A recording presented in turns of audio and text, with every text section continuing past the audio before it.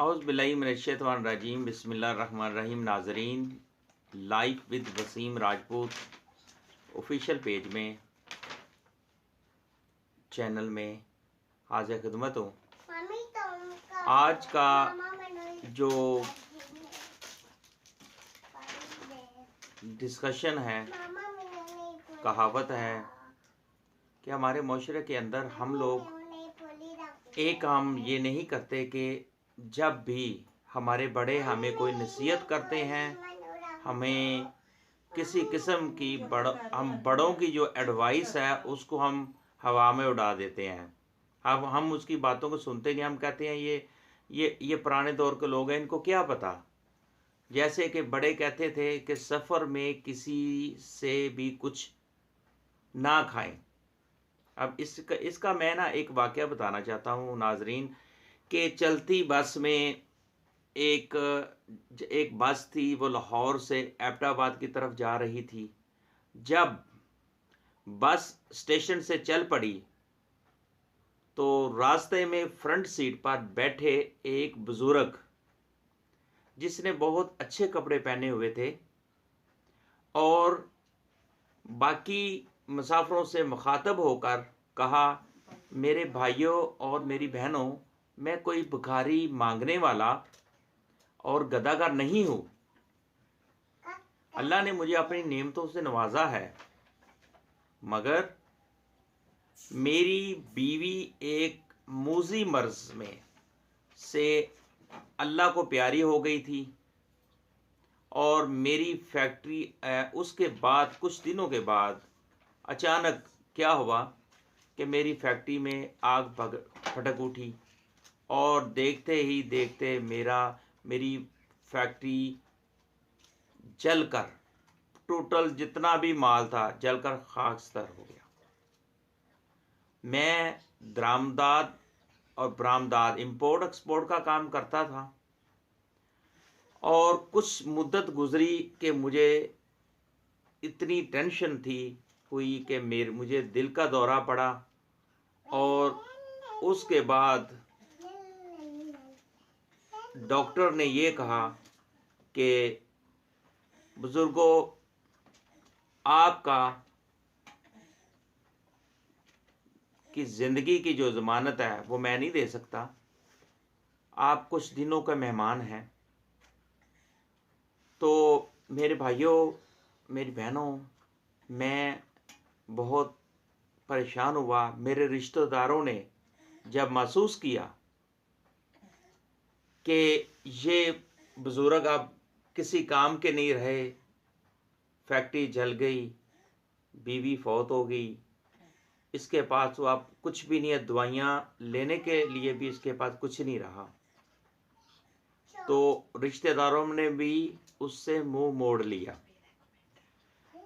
ये वो गाड़ी के अंदर बाबा जी, वो जो बुजुर्ग हैं, वो अपनी आप बीती बता रहे थे और जितने भी मुसाफिर थे वो बड़े गौर से उसकी बात को सुन रहे थे कि पता नहीं बाबा जी कितने मजबूर हैं, क्या है। इसी बातों में वो बाबा जी की एक जवान बेटी उसके साथ थी। उसने कहा, इसके बगैर अगर मैं मर गया, क्योंकि मेरी ज़िंदगी की अब कोई गारंटी नहीं है, डॉक्टर भी कह रहे हैं, और इस बच्ची का, इस मेरी जवान बेटी का कोई वाली वारिस नहीं रहेगा, कोई वारिस नहीं रहेगा। मुझे इसकी फिक्र खाए जा रही है। जो और इस शख्स की हिचकी बंद गई तो इनकी बेटी जो पास ही बैठी थी उठी और बाप को सहारा देकर सीट पर बैठा दिया। बस की पिछली साइड पर बिल्कुल पीछे ही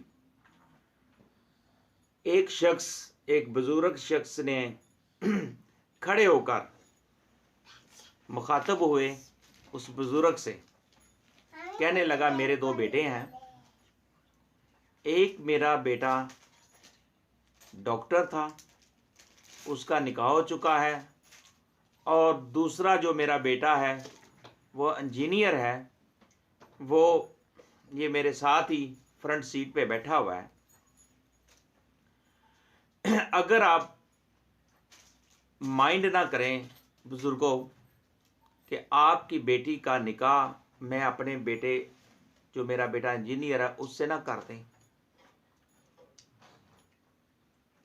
तो होता क्या है, बुजुर्ग साहब कहते हैं जी मुझे रिश्ता कबूल है, क्योंकि बस में जितने भी मुसाफिर थे सभी ने यक आवाज़ कहा कि ये तो नेकी की बात है, नेकी और पूछ पूछ। अब इसी रूटीन में और एक चीज़, उसी बस में एक मौजूद एक मौलवी साहब खड़े होकर कहने लगे, ये सफ़र बहुत ही मुबारक है, बहुत ही खूबसूरत है सभी के लिए। निकाह जैसा मुबारक अमल, और इस सफ़र में माशाल्लाह सुभान अल्लाह, वो भी सफ़र में इससे अच्छी बात क्या होगी कि अगर लोगों को इतराज़ ना हो तो मैं निकाह पढ़ा दूं।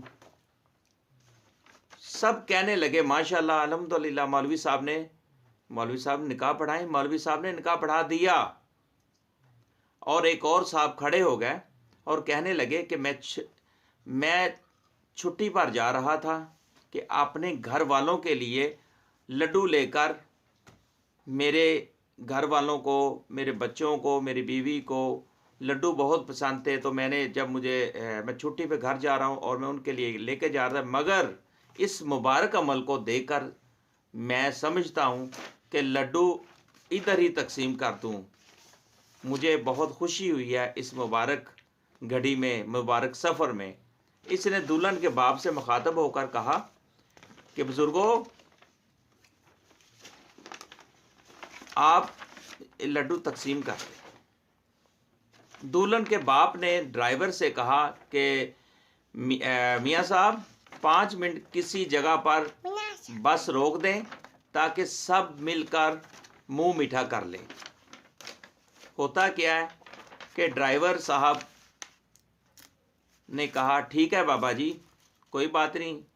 शाम का वक़्त हुआ, अंधेरा छाने लगा, तो लड़की के बाप ने ड्राइवर से बस रोकने को कहा। सब मुसाफिर मिलकर लड्डू खाने लगे।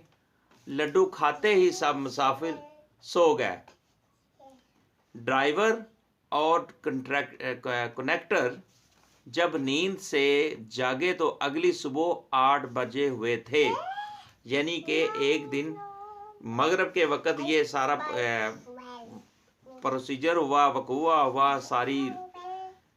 तो वो लड्डू में क्या बेहोशी के लड्डू थे, सभी बेहोश हो गए। और सुबह जब उनकी ड्राइवर और कनेक्टर की आँख खुली तो उसने देखा घड़ी पर तो 8 बजे हुए थे सुबह के।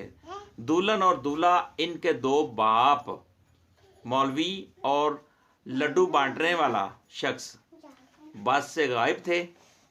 इतना ही नहीं, बल्कि किसी मुसाफिर के पास ना घड़ी, ना चेन, ना रुपया, ना पैसा, बल्कि कुछ भी नहीं था। इनको ये 6 मेंबर जो नौसरबाज थे, 6 मेंबर्स का ग्रुप मुकम्मल तौर पर लूट चुका था।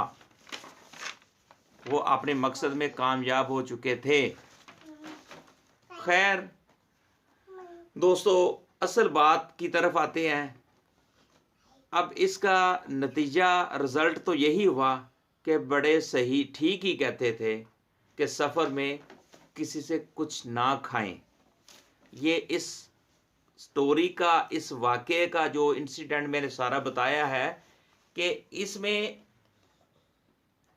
कहने का मतलब है कि हमारे जो बड़े हमें जो तलकीन करते हैं, नसीहत करते हैं, एडवाइस देते हैं, हम उसको हवा में उड़ा देते हैं। हम उस पर तवज्जो नहीं देते। हम ये कहते हैं कि दौर, माशरा, साइंस बहुत तरक्की कर गई है, माहौल चेंज हो चुका है, हालात चेंज हो चुके हैं। ये तो पुराने बुज़ुर्ग हैं, इन्होंने पुराने दौर का सोच है इनकी, अब ये क्या कह रहे हैं। अब इसी तरह अब जब इनके साथ ये जो मैंने सारा कुछ इन मुसाफिर जो होते हैं बेचारे, इनके साथ जब ये बीती, तो वहाँ पर यही मकूला, यही कहावत आती है कि बड़े ठीक ही कहते थे कि सफ़र की हालत में किसी से भी कुछ ना खाएं। तो दोस्तों, ये एक हमारे सभी के लिए एक नसीहत है कि हमारे जो बड़े हैं, हमें लाज़मी नहीं इसी बात की, कोई जब भी कोई नसीहत करें, जो बड़े होते हैं वो हमेशा दूसरे की भलाई के लिए बात करते हैं, उनकी भलाई का ही सोचते हैं और उनके फ़ायदे के लिए ही सोचते हैं, क्योंकि उन्होंने तो ज़िंदगी गुजारी होती है, उनका एक एक्सपीरियंस बन चुका होता है, तजर्बा हो जाता है, तो उन्होंने अपने बड़ों से सुना होता है, फिर वो आगे से अपने बच्चों में इसी तरह एक चल पड़ती है चेन। तो मेरी सभी से रिक्वेस्ट ये है कि अगर बड़े बुज़ुर्ग, बड़े कोई एडवाइस करें, नसीहत करें, उनकी बातों को हवा में ना उड़ाएं। कल को वो नसीहत कर रहे थे, आज आप अपने बच्चों को वही उन्हीं की नसीहत अपने बच्चों को करेंगे, आपके बच्चे आपकी बात को सुन के हवा में उड़ा देंगे, इग्नोर करेंगे। तो लिहाजा रिक्वेस्ट है कि अपने बुज़ुर्गों का एहतराम करें, अपने बुज़ुर्गों की नसीहत एडवाइस को इग्नोर ना करें। ये ना हो कि आने वाला वक़्त आपका हो, आपके खिलाफ भी हो सकता है। Thank you. अस्सलाम वालेकुम।